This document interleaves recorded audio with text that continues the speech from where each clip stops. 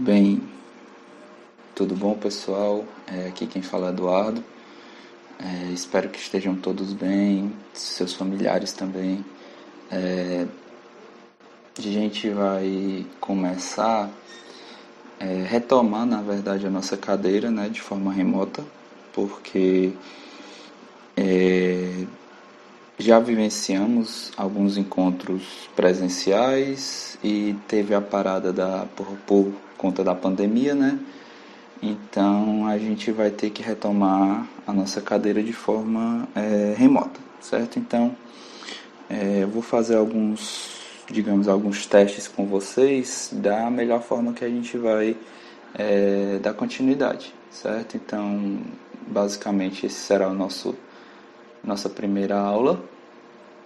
Essa aula aqui o material dela vocês já tiveram acesso, que no começo da pandemia eu enviei 2 arquivos em PDF para vocês com notas de aula, que vão ser as aulas de hoje, dia 21, e do próximo dia 23, certo? Todas as notas de aula que eu vou utilizar nas explicações de hoje e da quinta-feira, vocês já têm disponíveis, tá? Mas aqui eu vou repassar, vou explicando passo a passo o que é que está acontecendo, tá certo? Antes de tudo eu vou falar um pouco, vou dar uma retrospectiva do que a gente já viu até agora e também eu quero deixar uma coisa combinada com vocês.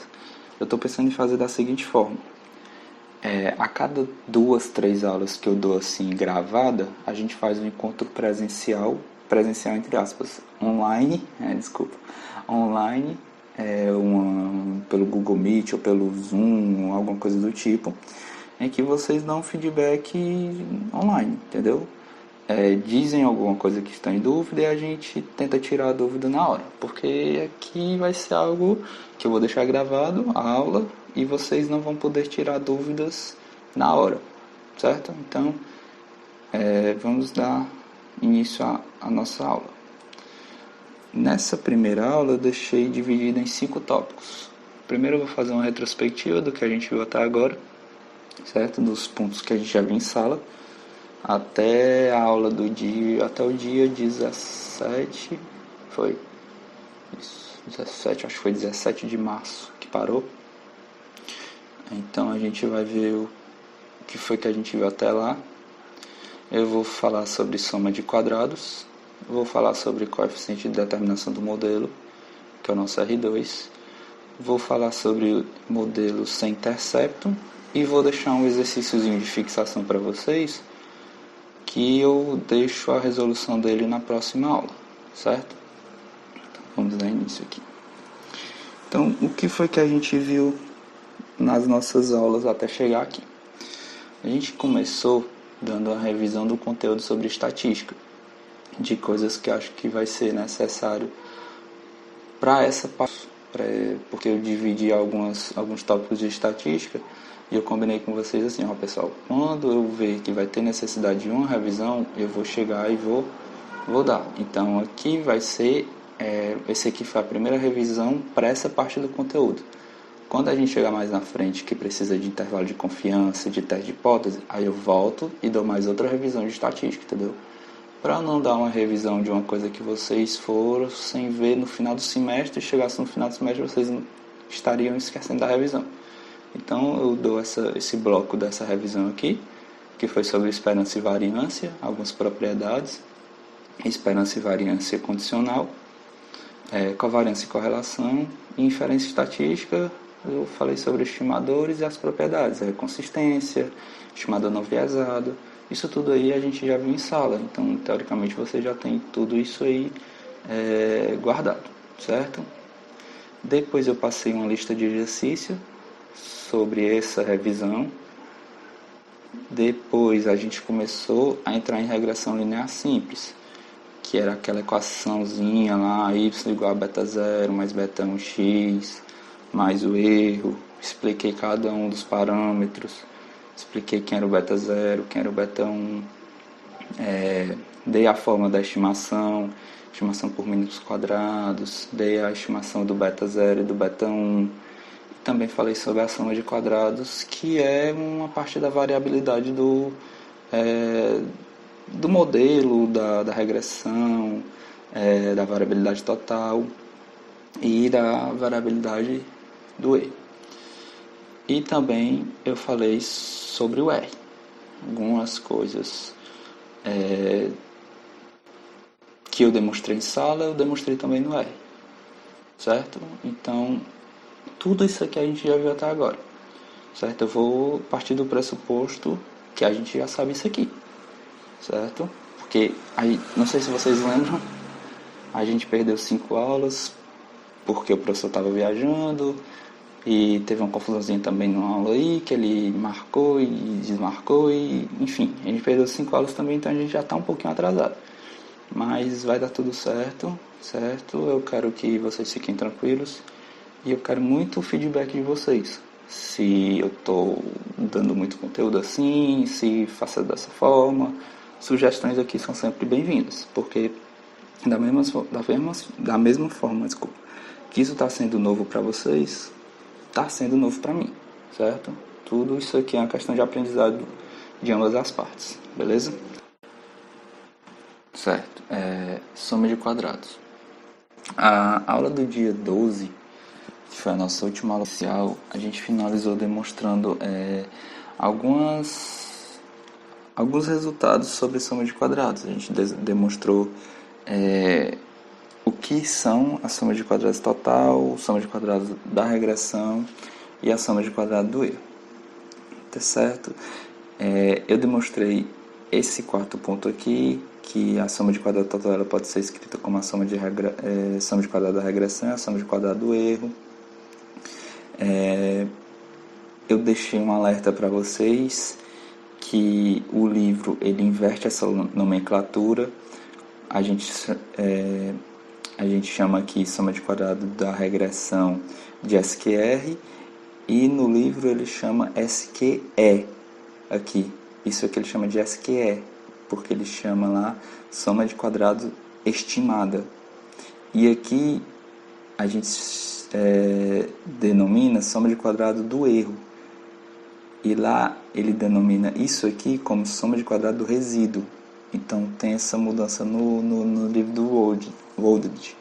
Então eu quero que vocês, por favor, acompanhem dessa forma aqui que eu estou dando para vocês, certo? Então a gente já chegou nesses resultados aqui que foi demonstrado na última aula do dia 12, certo? Vocês dão uma relembradazinha aí. O que é que a gente vai fazer hoje? A gente vai reescrever a nossa soma de quadrado da regressão de outra forma. O que foi que eu fiz aqui? Eu peguei a fórmula que eu dei para vocês no dia 12 e vou abrir as contas dela. O que é que eu estou fazendo? Eu estou pegando esse y estimado aqui e estou reescrevendo ele da forma aqui do nosso modelo, que o nosso y estimado é o beta 0 estimado mais o beta 1 estimado mais o xi, vezes o xi, desculpa, certo? Isso aqui é isso aqui.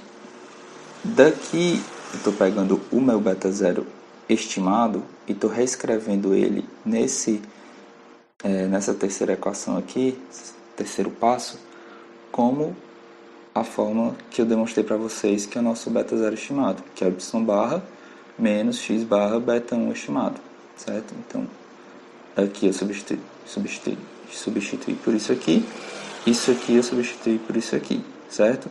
Então, daqui a gente vai obter que é a nossa soma de quadrado da regressão. Eu cancelei y barra aqui e aqui, porque não está positivo, está negativo, então isso aqui se cancela.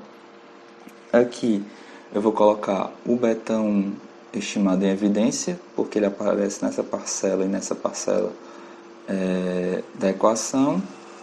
Então eu vou ter o quê? Vou ter um beta 1 estimado em evidência que vai multiplicar xi menos x bar. Tudo isso ao quadrado. Como o beta 1 é uma constante, certo? Ele pode sair do somatório, mas ele vai sair ao quadrado.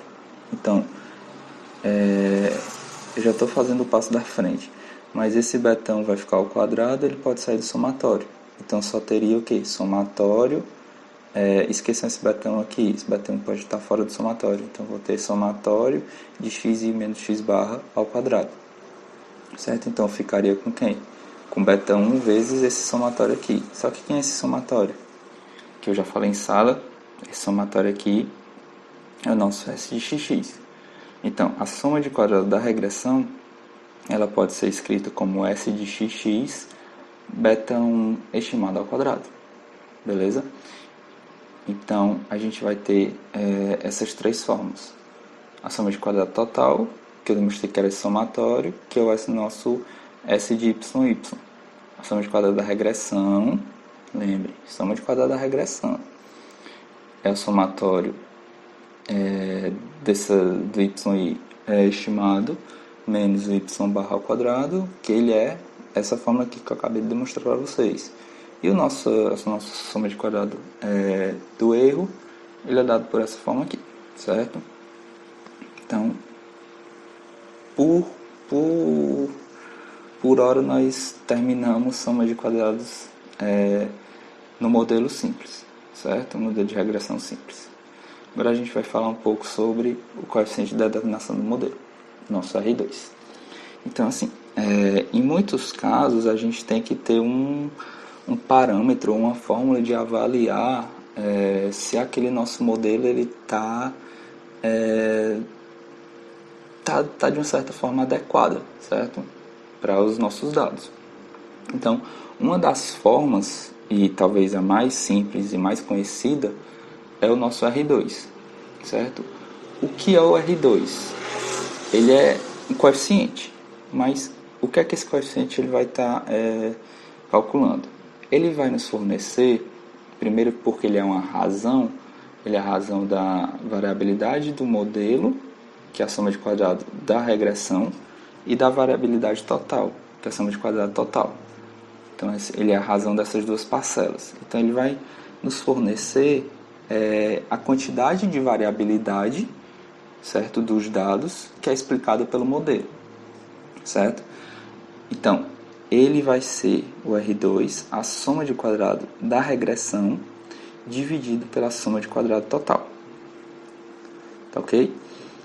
Isso aqui, ela também pode ser escrita dessa forma aqui. É só você substituir a soma de quadrado da regressão por a soma de quadrado total menos a soma de quadrado do erro. Isso aqui vai ser igual, é só tirar as duas parcelas. Isso aqui vai ser 1, isso aqui vai ser essa parcela. Tá? Então ele pode ser escrito dessa forma aqui, como também pode aparecer dessa forma aqui. Ele vai ser um valor entre 0 e 1, certo? O que é que significa? Que quanto mais próximo de 1, quer dizer que aquele nosso modelo ele está bem adequado.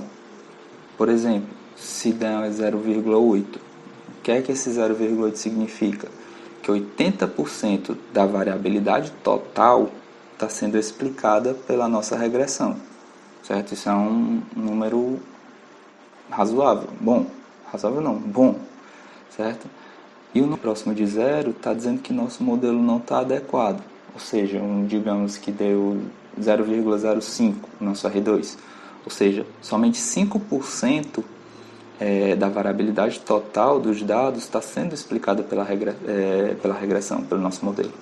Então isso é um número baixo, tá ok? Então tem que tomar cuidado nesse R2, certo? Ele também pode ser escrito dessa forma aqui. Eu já dei isso aqui no slide passado, né? Só que quem são esses dois termozinhos aqui? A gente demonstrou na aula de hoje que a nossa soma de quadrado da regressão é dada dessa fórmula aqui, certo? E a nossa soma de quadrado total é o nosso S de y. Só o que foi que eu fiz aqui? Uma das fórmulas que eu dei em sala do beta1 estimado é o que? É o S de xy, certo? Sobre o S de xx. Como ele está ao quadrado, eu coloco as duas parcelas ao quadrado, certo? Então, essa razão aqui é o nosso beta1 estimado, que é o S de xy sobre o S de xx, certo?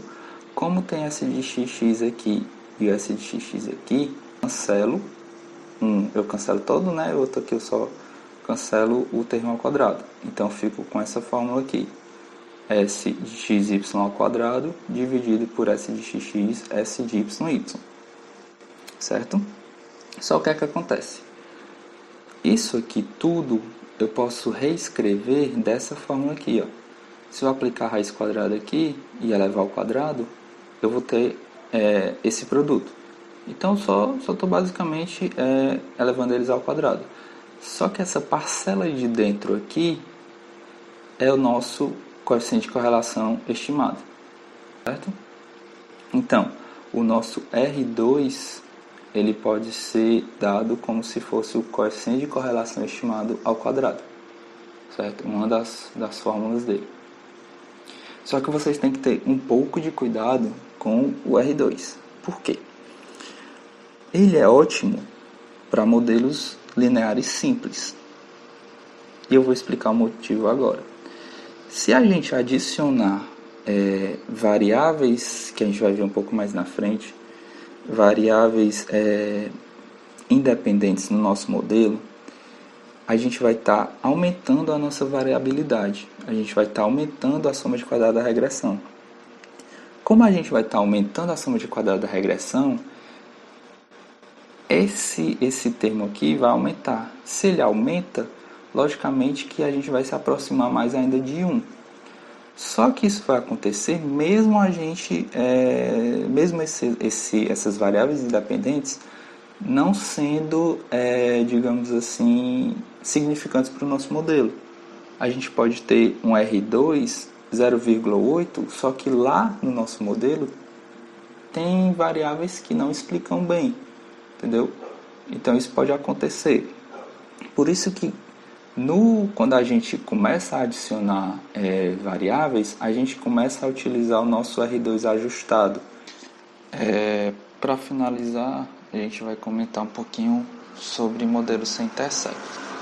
O que é um modelo sem intercepto? É um modelo que basicamente o beta zero ele não vai aparecer. Não faz sentido ele existir.